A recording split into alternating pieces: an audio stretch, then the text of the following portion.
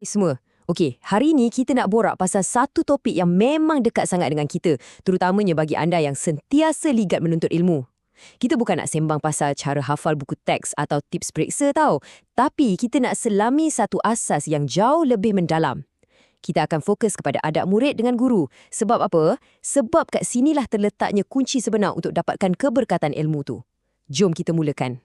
Cuba anda fikirkan sekejap, pernah tak perasan dalam kelas yang sama, cikgu yang sama mengajar, tapi ada kawan kita yang senang gila tangkap apa yang diajar. Manakala ada yang lain tu berpeluh-peluh nak faham. Adakah sebab IQ dia tinggi sangat? Sebenarnya, rahsia dia bukan terletak pada kecerdasan minda semata-mata, tapi pada sesuatu yang tak nampak dengan mata kasar. Rahsia sebenar untuk jadikan pembelajaran tu lancar adalah keberkatan. Dan dari mana datangnya keberkatan ni? Dari adab. Cara kita santuni orang yang curahkan ilmu tu pada kita.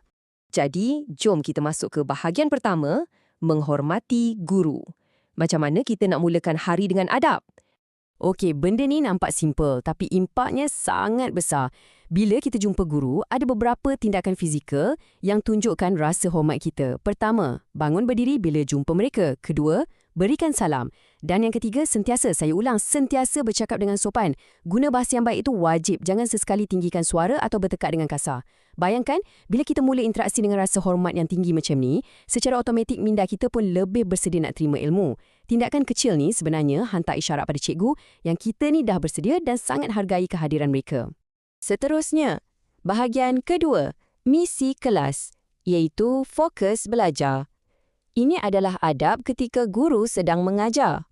Cuba bayangkan situasi ni. Ada beza yang sangat ketara. Di satu sisi, kita ada adab yang tepat, mendengar dengan penuh fokus tanpa bersembang dan catat poin-poin penting. Tulis nota ni bukan semata-mata nak lulus peperiksaan je tau, tapi ini tanda kita betul-betul hargai ilmu tu. Di sisi satu lagi pula, ini musuh utama keberkatan. Asyik bersembang, main-main atau buat hal sendiri masa cikgu mengajar. Bila kita elak gangguan macam ni, kita sebenarnya tengah beritahu guru kita, masa dan usaha cikgu sangat bermakna buat saya. Selain daripada fokus tadi, cara kita ambil bahagian dalam kelas pun ada protokol dia tersendiri. Kita kena sentiasa ingat nak minta izin sebelum bertanya atau bersuara. Caranya senang je, angkat tangan sebelum bercakap.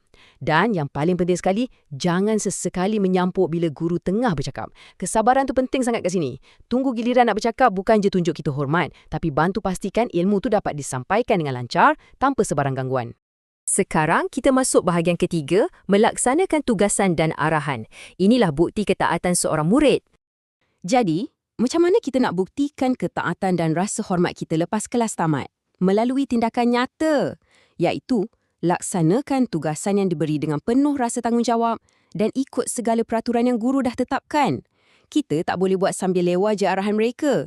Siapkan kerja sekolah dan ikut undang-undang kelas, ini adalah cara paling terus dan praktikal untuk tunjukkan yang kita betul-betul hargai masa dan usaha cikgu. Ini semua bukti disiplin yang akan bina karakter kita nanti. Bahagian keempat, menjaga hati dan menghargai. Kat sini kita akan lihat aspek hubungan emosi dan rohani. Jaga hati ni perlukan disiplin dalaman yang sangat kuat. Kita mesti sentiasa bersangka baik dan elak dari sakiti hati guru. Maksudnya, tak ada istilah mengumpat atau cakap buruk pasal cikgu di belakang mereka. Macam mana pula kalau kita ditegur? Kita kena terima teguran tu dengan hati yang lapang dan terbuka. Kena ingat, cikgu tegur bukan nak jatuhkan kita, tapi itu cara mereka nak betulkan dan majukan diri kita. Jaga lisan dan fikiran dari benda negatif ni umpama pelindung kepada keberkatan ilmu yang kita tengah tuntut tu. Bukan tu je, hubungan emosi ni boleh dikuatkan lagi dengan tindakan kerohanian yang nampak ringkas tapi impaknya luar biasa. Cara kita nak hargai jasa guru ni, biasakan diri ucap terima kasih atas setiap ilmu yang mereka kongsikan. Dan benda ni paling power. Dalam diam, sentiasalah doakan kesejahteraan mereka. Doa seorang murid kepada guru adalah satu bentuk penghargaan tertinggi yang tak ternilai harganya. Ia terus hubungkan hati kita dengan mereka melalui rasa ikhlas. Dan ayat ni memang tepat menggambarkan impak jangka panjang adab kita. Tidak melupakan jasa guru walaupun telah berjaya.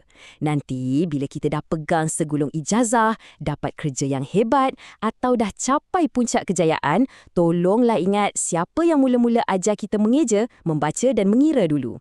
Murid yang betul-betul berjaya ialah mereka yang terus bawa memori dan rasa hormat pada guru sampai bila-bila. Kejayaan kita hari ini sebenarnya adalah hasil hasil tuaian dari benih ilmu yang cikgu kita tanam suatu masa dulu. Akhir sekali, jom kita buat rumusan untuk bahagian kelima, cerminan akhlak mulia, kunci keberkatan yang sebenar. Kat sinilah terletaknya mesej teras penerangan kita hari ini. Adab terhadap guru sebenarnya adalah cerminan akhlak seorang murid.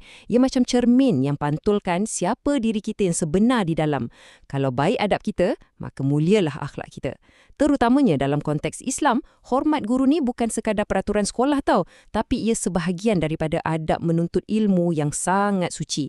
Inilah kunci utama yang akan buka pintu kepada keberkatan ilmu, buatkan ilmu tu kekal subur dan beri manfaat sepanjang hayat dalam dada kita. Kita dah pun lihat gambaran keseluruhannya kan? Hormat guru, fokus dalam kelas, taat arahan dan jaga hati mereka. Tapi ingat pepatah ni, ilmu tanpa adab ibarat pokok tanpa buah. Ia mungkin nampak gah dan kukuh, tapi langsung tak beri manfaat yang sebenar. Jadi, saya nak tinggalkan anda semua dengan satu persoalan untuk difikirkan. Apakah satu adab terhadap guru yang anda rasa anda nak perbaiki bermula hari ini? Semoga segala ilmu yang kita cari sentiasa diiringi dengan keberkatan. Terus kekal fokus dan selamat memperbaiki diri.